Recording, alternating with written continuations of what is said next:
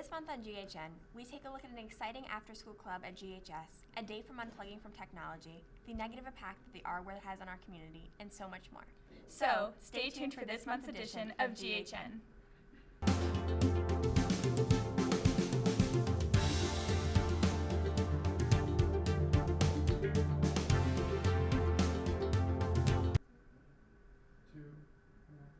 Hello, and welcome back to Grafton High News. My name is Rosellen Quist. And my name is Rachel Bowlings. We have some interesting segments lined up for this show.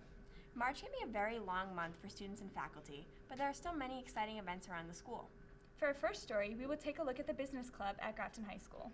DECA, which stands for Distributed Education Clubs of America, is a business program designated for high school business competitions. GHS has their own DECA program and is very fortunate to have successful and talented students. Based on their success, students can compete at district, state, and international competitions all over the country. Director David Manning and President Josie Schofield have more to say about the great program.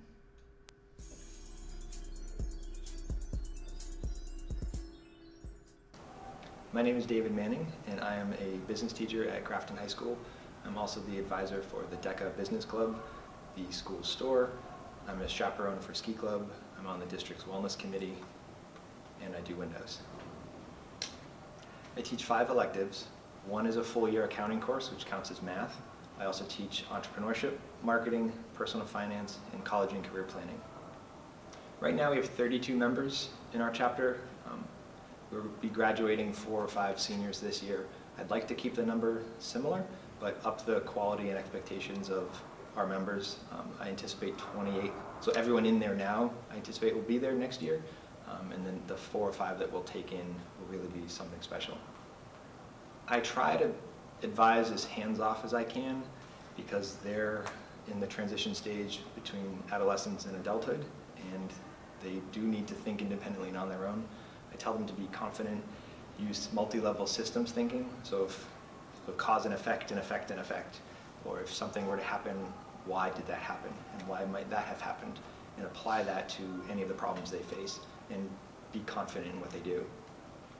So there's 2 routes that students can take. One is the case study role play route, which they will work independently or with a partner, depending on the category. There are dozens of categories, ranging from finance, accounting, quick service restaurant, automotive, fashion merchandising. If it's a business surrounded by that, there's a category that they can compete in. They go to a district level competition, they take a 100-question test, then they are given a case study where they assume the role of someone in the problem, and then they present their solution to the problem to a judge. They move on to the state level and compete with the finalists and the others in the state. Alternatively, they may take on a large cumulative project which takes months, often involving a 30-page paper, and then they make that presentation with paper support at a state level. And from there, the winners move on to an international level where there's nearly 20,000 DECA members competing. Last year we had one student win first place in her category in all of Massachusetts. We have a stronger group this year than we did last year. We have more people advancing from the district's level to the state level through the case study side, so I do anticipate a very strong showing. DECA is a pay-to-play membership, so for me it costs the chapter $20,000 to $25,000 per year, and that cost is fronted by students, families, donations to the club, and proceeds from the school store. So 100% of the profit from the school store goes into our club. We're also trying to start a scholarship, but we need to fund our operations first. So if you were to visit thegazebo.org, you have a way to donate electronically or purchase items online, and we will ship those or have those picked up for you. Thank you. My name is Josie Schofield, and I'm the event coordinator for our chapter of DECA. I first started my sophomore year, and I really wanted to be involved in a business-oriented organization because I've always had a passion for business, and that's what I'm interested in for a career when I graduate. So this year for my project, I competed in the Learn and Earn category, and I hosted a winter gala at Highfields Golf and Country Club. It was an adult-only event. We brought in a revenue of over $11,000, and our profit was $6,600. We had silent auction items, raffle items. We sold tickets for a profit of approximately $32 each. And then We had a ticket sales team of about 25 people that worked really hard. We sold almost 100 tickets. So all the profit from the gala will go towards our state travel, tuition and fees, and all the members that helped will get a portion of that towards their tuition for the state competition.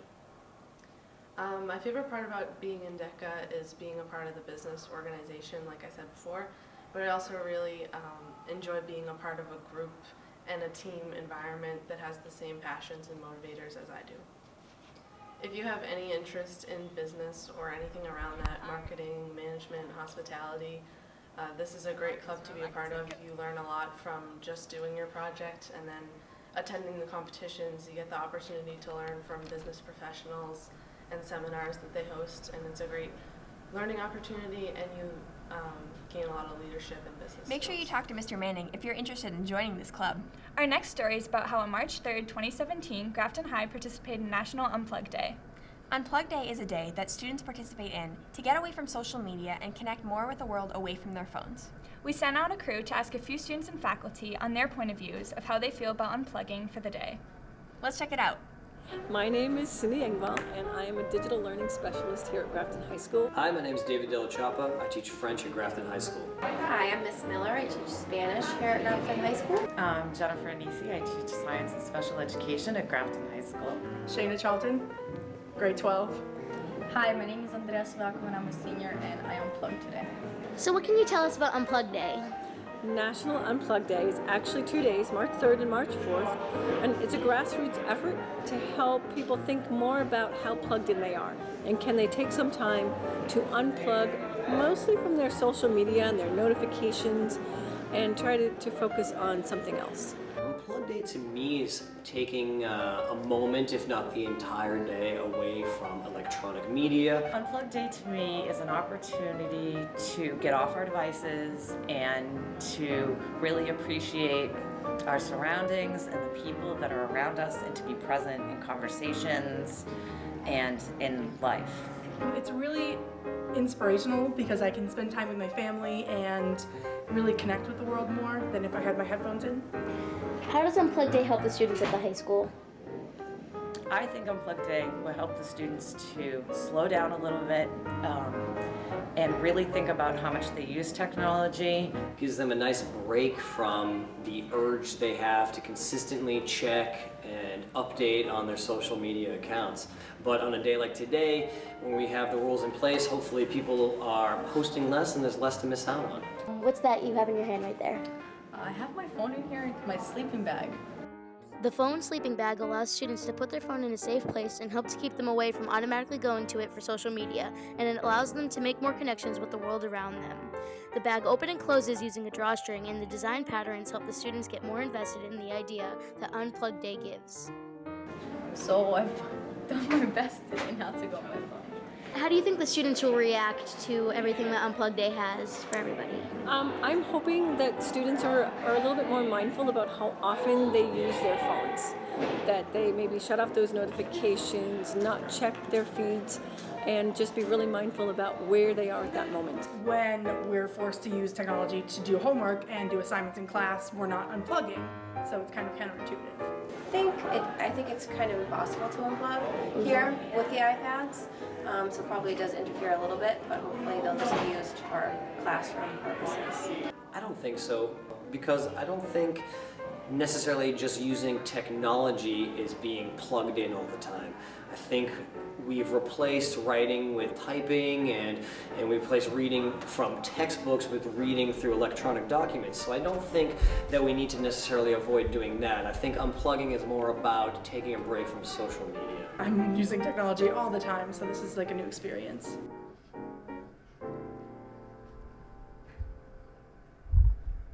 Also on March 3rd, Rachel and I were part of something very exciting.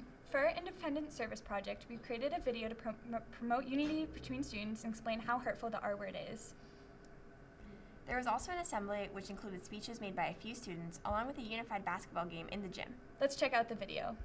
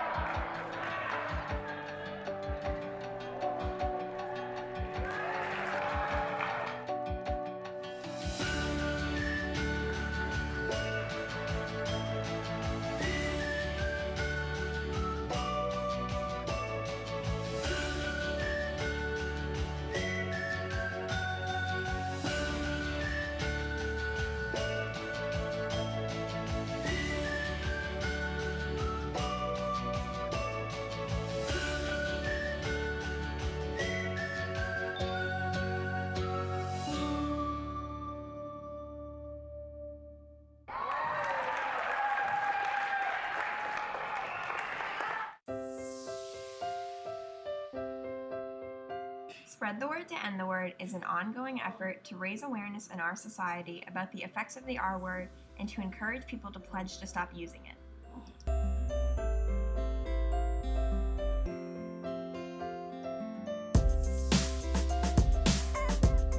The R word is a hurtful word that should never be said in any context. It's exclusive, offensive, and derogatory.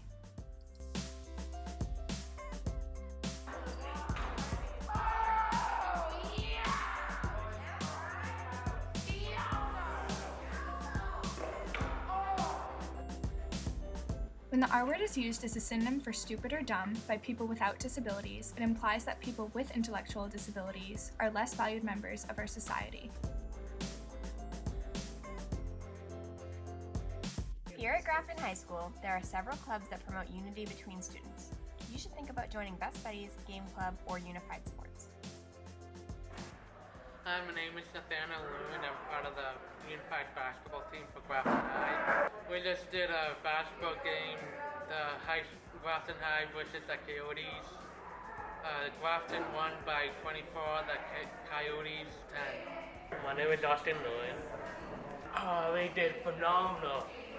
We beat the other team badly.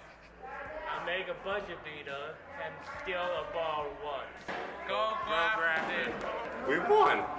Our campaign asks people to pledge to stop saying the R word to create more accepting attitudes towards all people. Pledge today to use respectful people-first language. When everyone is treated the same, lifelong friendships can be formed. He's so annoying too. So is he rude? Dude, Charlie! Where's your shirt? Hold up. I'll get him out of here.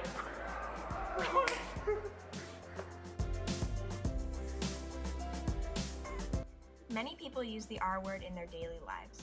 They don't think anything of it because they don't know how it can affect the intellectually disabled community and their friends and family. But the R word is just as offensive as any other slur. Although the annual Day of Awareness is held the first Wednesday of every March, people everywhere can spread the word to end the word throughout their communities and schools year-round. You know, I've been practicing it. Because I have 3 kids at home, and Santa Claus brought their tour this year. Oh. Alright, you're on, Mr. Call, you're recording. Mr. Pig's watching you.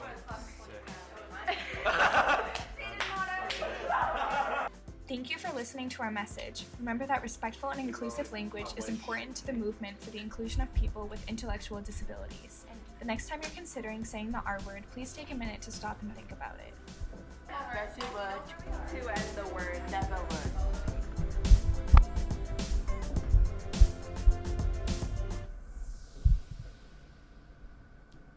We are extremely proud of our video, and we hope that you enjoyed it too. In the fall, Grafton saw some awesome sports. In the winter, there are 2 teams fighting to win districts. Paul, what is the news? Well, it's been quite a week for Grafton sports. I mean, where do I start? Well, I'll tell you where we're going to start. It's the NFL Combine. We had Grafton 2012 graduate Obi Melifonwu from UConn have an amazing combine. He set a broad jump of 11 feet 9 inches. That's the second longest since 2003. He had the best vertical of anyone at the combine and the third best since 2006. He also ranked 5th in the 40-yard dash, clocking in at 4.4 seconds. Fox Sports calls him the most athletic NFL draft prospect that you've never heard of. He's projected to be drafted somewhere in the 1st or 2nd round. But that's just the beginning. Grafton Hockey played in the district semifinal against Littleton on Wednesday night, winning 2-1 in a thrilling overtime game. They'll play this Sunday and try to win their 2nd district title in the last 4 years. The girls' basketball team is having their best season ever. They've never made it this far in the playoffs by winning their district semifinal game Thursday night against Littleton as well, 60-48 at Worcester State. They'll have their chance at getting their first ever district championship, and that district game will take place on Saturday at Worcester Polytechnic Institute. Good luck to both teams. Speaking of sports, our next segment focuses on the spring track team, which looks to keep its run of success going. Let's take a look.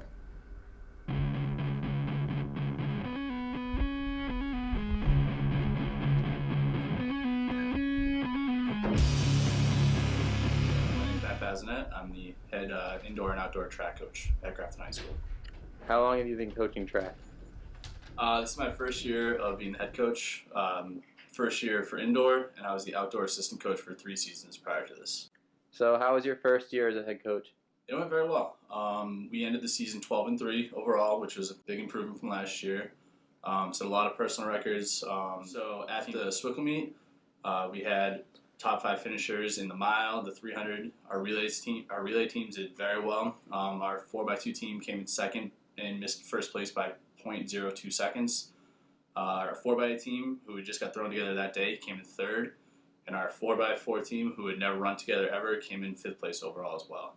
So a lot of big individual performances. We have 4 Swickle All-Stars this year as well. Stein got first team All-Star, Jack Fontana, Owen Frank, and Tyler Monteros also got second team All-Star. So overall, it was a very successful season. All right, so why should someone join track? 1, it's fun. You get to be outside almost every day, even in the winter. 2, it's really not as bad as you think it is. Everyone always makes it a big deal that they hate running, but there's a lot of different events that you can do. You can do jumping, throwing, and running, so you can choose which ones you want to do. 3, not only is it a team sport, it's also an individual sport, so you can work to set your own personal records, but also improve your team as well. 4, it's very competitive.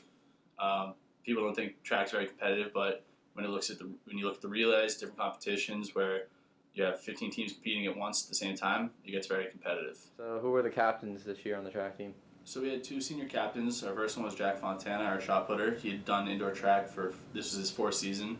We actually had a newcomer to track, Anthony D'Angelo. It was his first year doing track. He was our sprinter, and he was elected captain as well. How did you get into coaching track? So when I was in high school, I did track for all 4 years. I was a distance runner. I did the mile and the 2 mile. Also, when I was in outdoor track, I did the triple jump and the javelin. I threw javelin. So just doing that for all 4 years really built my love for the sport. And when I went to work at Grafton, I immediately asked if there was an opening. So they said I could be the assistant coach, and that's kind of how I got involved. Started coaching throwing, and then kind of built my way up through there. So what were some highlights of the 2016-2017 boys indoor track season? One of the biggest highlights was our record improvement. So coming into the season, we had about 4 wins the year before. So this year, improving to 12-3 was a huge highlight.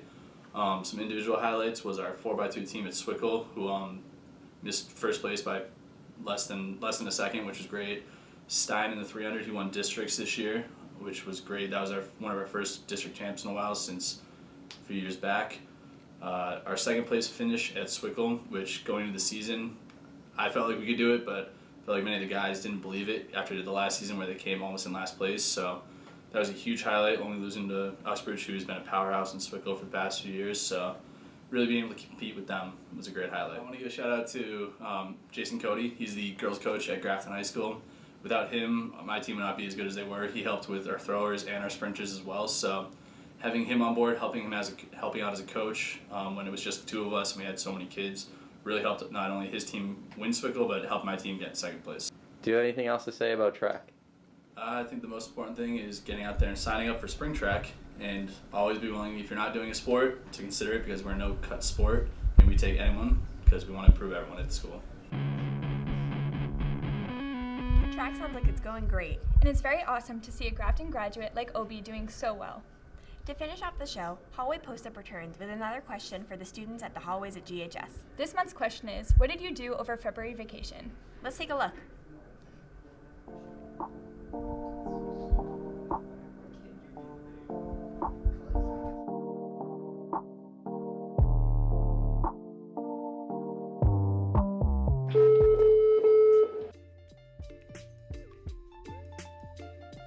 What am I doing for February break? I'm gonna do art. A lot of art. I'm gonna plow. Hello, Sammy. Now, what do you think you're gonna be doing over this February vacation? I think I'm gonna be sleeping, like, a lot. Ooh, that's risky.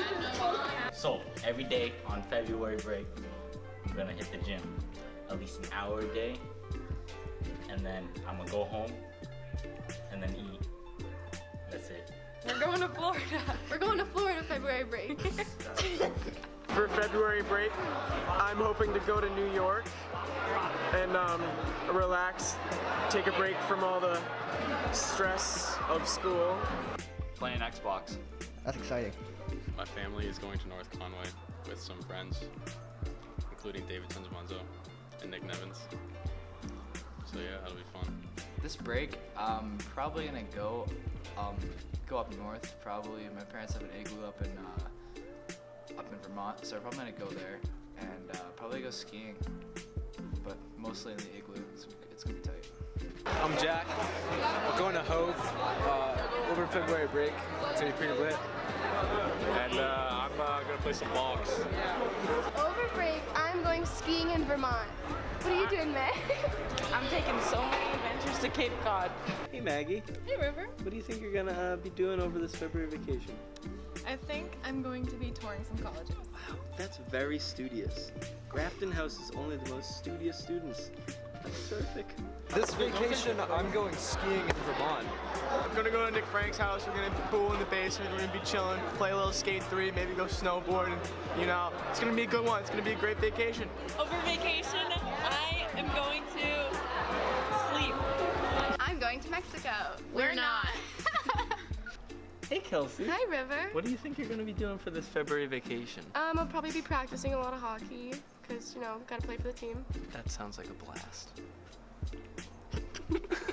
Over February break, I'm going to Quebec in Canada. Hey, hello, Vasia. What do you think you're gonna be doing over February vacation? Going to Boston. Now, doesn't that sound like a blast? Yo. Get that Fiesta lime, baby. Ooh. Ooh. Ooh. It's mad tasty. Fat ketchup. Oh my. That's a solid meal, right? Yo. Don't worry, I'm on deck. Those all sounded like a lot of fun. This concludes the March edition of GHN. We hope you enjoyed watching. My name is Rosellen Quist. And I'm Rachel Bowlings. See you next month on GHN.